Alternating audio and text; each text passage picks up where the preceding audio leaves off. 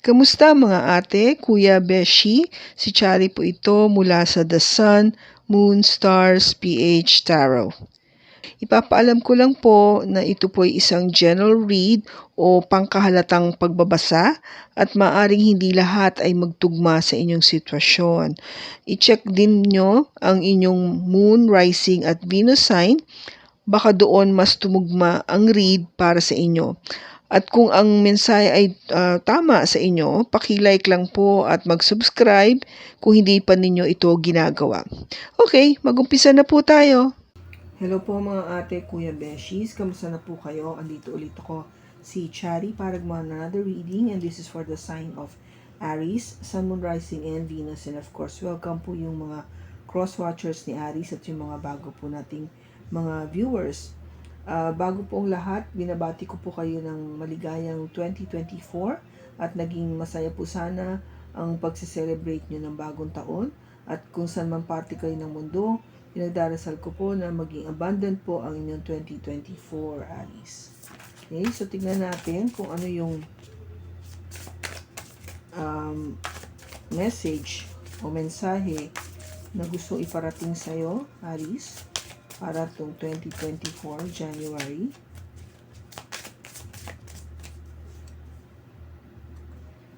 I don't understand. Will this ever change? I can't handle your love.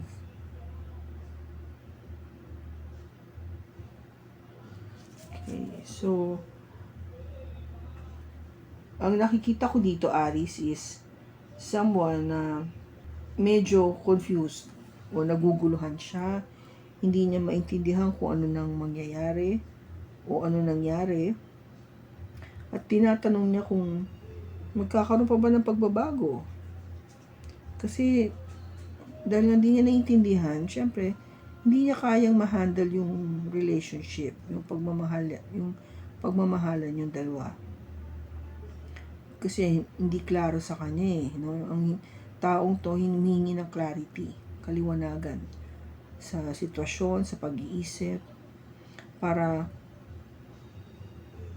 mas madaling matanggap yung mga bagay or mga sitwasyon or circumstances na nangyayari sa inyo. Obviously, gusto niya magkaroon ng pagbabago. Yung takbo ng relationship o yung sitwasyon maayos. Kaya tignan natin kung ano yung makikita natin dito sa tarot.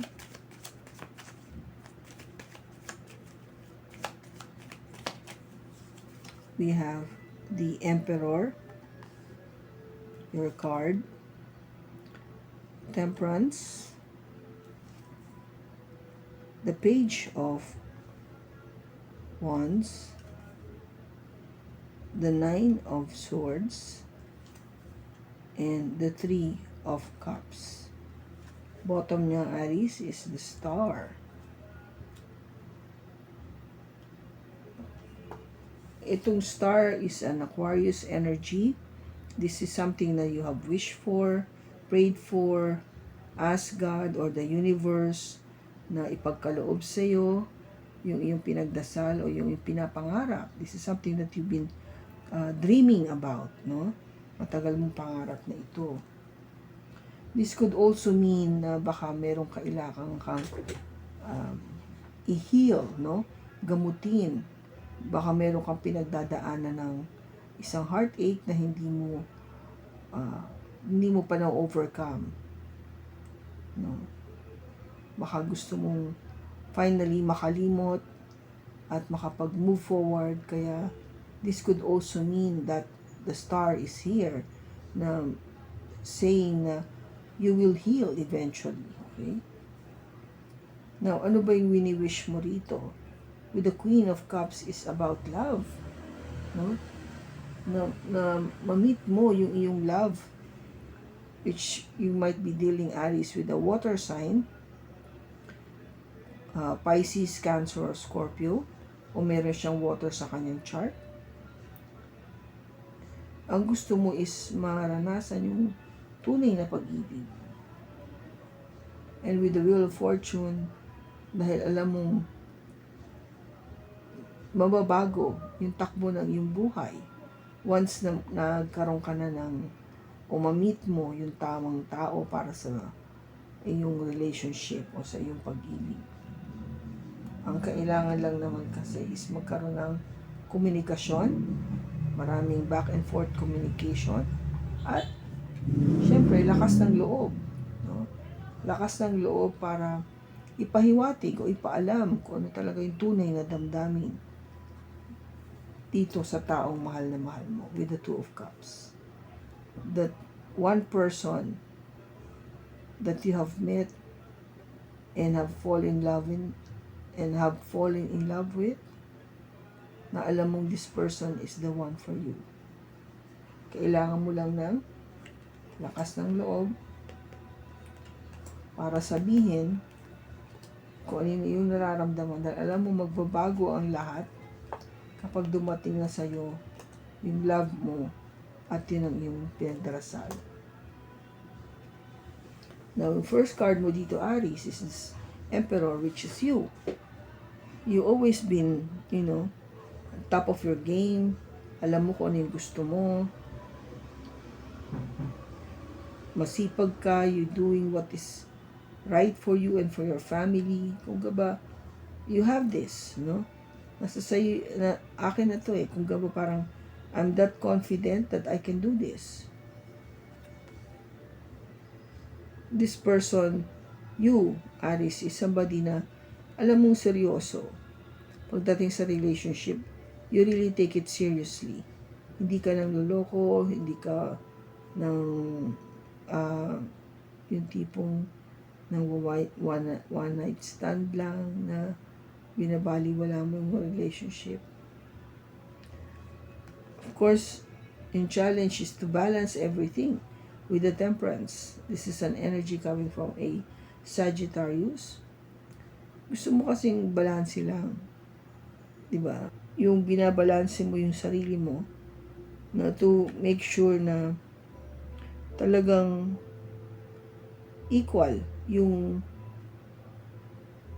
pagkatao mo. So you would be able to receive exactly what you deserve. And you will be sending messages, Yung action na dapat i-take is to send messages of passion to a person that you are in love with. Or you could be receiving a message from a person na may gusto sa'yo, Aries. Kasi meron na siyang mga hindi pagtulog ng maayos sa gabi dahil nagwo-worry na siya. Kaya kung gaba na pag-desisyon niya na ito na yung pagkakataon na dapat sinasabi ko na sa kanya yung totoo. Dapat ini-express ko na yung sarili ko sa kanya. Honestly. Para matapos itong mga pag-aalala ko, pagkakaroon ng gabi na hindi pagtulog ng tama dahil palagi kang nasa isip niya. At ang ino-hope mo kasi, yung maging outcome nito, ng pag-uusap nyo, pagtatapat, ay magkaroon kayo ng reconciliation, na maging kayo muli. Okay? Kung dati, nagkahiwalay kayo, ngayon, kung gaba nakikipagbalikan yung person mo para maging kayo, maging maayos yung relationship ng dalawa. Tingnan natin, bakit andito yung Emperor? Bakit andito yung Emperor? We have the Two of Pentacles, the Chariot, and the Seven of Pentacles. Now, yung gusto mo kasi is you're trying to balance things para once naayos mo na o you made up that decision, you could move forward. Kasi alam mo na matagal na tong nangyayari na to na kung ba yung na-experience mo dito sa tao na to, matagal na nangyari.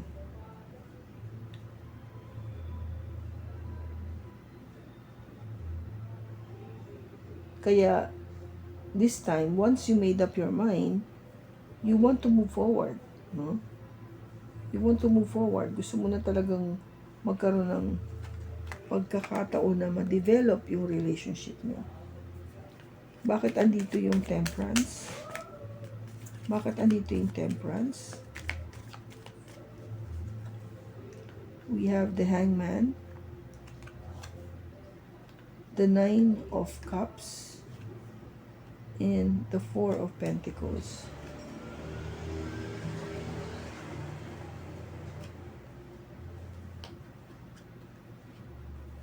The hangman is a Pisces energy, Aries, no? Ang hinihiling mo is maging balanse ka at hindi maging stagnant.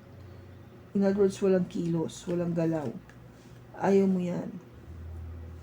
Though, minsan, ang ibig sabihin din itong hangman natin is to look things at a different perspective.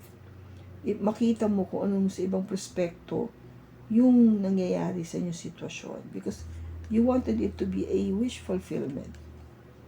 And that's why you are holding tightly dito sa relationship na to. Ayaw mong to let go. Alam mo na dapat lang na hindi siya mawala sa akin, no? Nangangailangan lang ako ng konting panahon para maisip ko kung ano yung dapat na desisyon ko sa relationship na ito.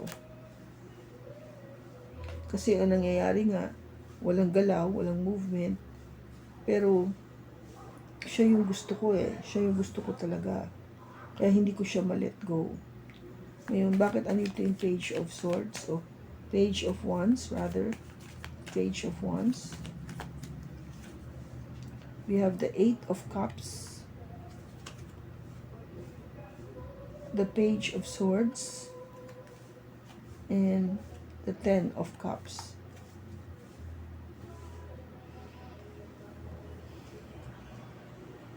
Yung mensahe na matatanggap mo, this message should come from the one who walk away. Merong nag-walk away sa relationship na to. Somebody na hanggang ngayon, kahit nag-walk away siya sa'yo, tinitignan naman niya, no? Tinitignan kanya sa social media. In other words, sinusubaybayan ka pa rin niya. Hindi lang niya pinapakita o pinapaalam. Kasi, para sa kanya, ikaw yung kanyang tunay na kaligayahan. Bakit andito yung 9 of Swords? Bakit andyan yung 9 of Swords? We have the 8 of Swords, the 6 of Pentacles, and the Queen of Pentacles.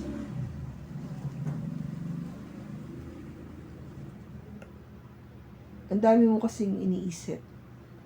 Ang dami mong wino-worry. Wino-worry mo kasi alam mo kung ano yung ginawa mo noon. Alam mo na hindi mo pinansin o hindi mo binigyan ng halaga yung pinapakita sa iyo nitong tao na to. Humihingi lang naman sa iyo ng equal give and take, pero hindi mo na ibigay. No, parang as if yung pakiramdam ng person is hindi mo siya binigyan ng importansya, hindi mo siya binigyan ng pagkakataon na kilalanin siya. Nawala yung pakiramdam na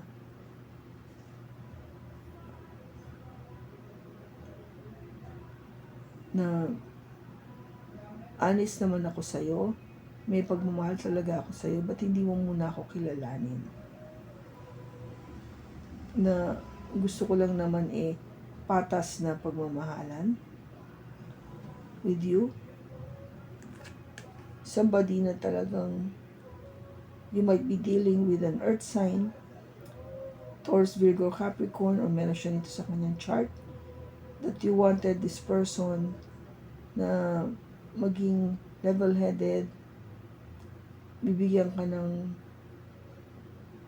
effort or time to really know more about yourself o yung relationship. Bakit andito yung Three of Cups? We have the Eight of Swords, the Wheel of Fortune, and the Queen of Cups. Yung reconciliation, yung pagsasamang muli, pagbabati at maging kayo, to celebrate together, takes a lot of going back and forth communication. Hindi agad ito mangyayari. Hindi agad ito mangyayari dahil kailangan marami kayong pag-uusap. Kailangan ay mabago. Kailangan may mabago sa inyong dalawa kung paano nyo hinahandle ang isa't isa. At yun ay yung love na yun, yung how to love each other. Yun yung kailangan ipakita nyo sa isa't isa na this is what have changed. You know, by having this honest conversation, definitely merong mababago sa ating pagiging tayo o yung ating relationship. Kasi syempre pag naging honest sa'yo itong person na to, then mas marami ka pang matututunan about your person. Ganito palang tingin niya sa akin, ganito palang gusto niyang gawin sa akin. No? Kaya kung gaba, it is working in your condition. Okay? And ano pa yung message na gusto natin para kay Aries? Keep your heart open. This is last quarter moon in Libra. Bukas mo yung puso. Make time for self-love. This is last quarter moon in Libra. And we can, last quarter moon in Aries, which is your sign, work through your feelings. Diba? Ayusin mo yung pakiramdam mo dito sa person na to. Kailan mangyayari to? Kailan yung reconciliation mangyayari?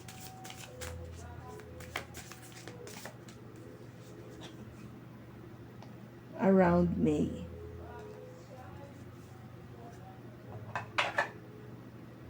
Around May, yung may mangyayari. So, tignan natin kung ano yung characteristic ng person mo.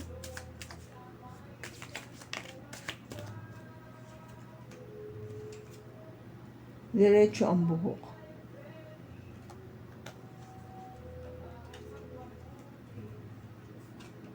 Maiksi ang buhok. May katungkulan sa trabaho. Masipag.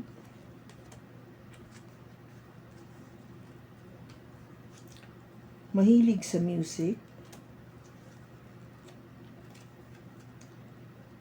Mapagmahal. Okay, so ito yung more or less characteristics ng person na nasa isip mo, Aries, o yung possible na makikipag-reconcile ka with. Yung part dito na hindi niya naiintindihan, I guess you just have to really talk, no? Communication is the key para magkaintindihan kayo. Kung hindi niya nasabi ito sa'yo before, then maybe this is the time that, you know, it needs to be said. Waiting takes a lot of patience, no? Kaya siguro you're asking also will this ever change? Kasi andun pa rin yung hope. As if you cannot let go. Diba? Hindi mo ma-let go to eh. Here. Saan siya? You cannot let it go. Parang pakawari mo na this person is somebody na talagang truly special and meant to be in your life. Nung noon dati siguro hindi mo kayang ma-handle yung pagmamahal na ibinibigay niya sa'yo.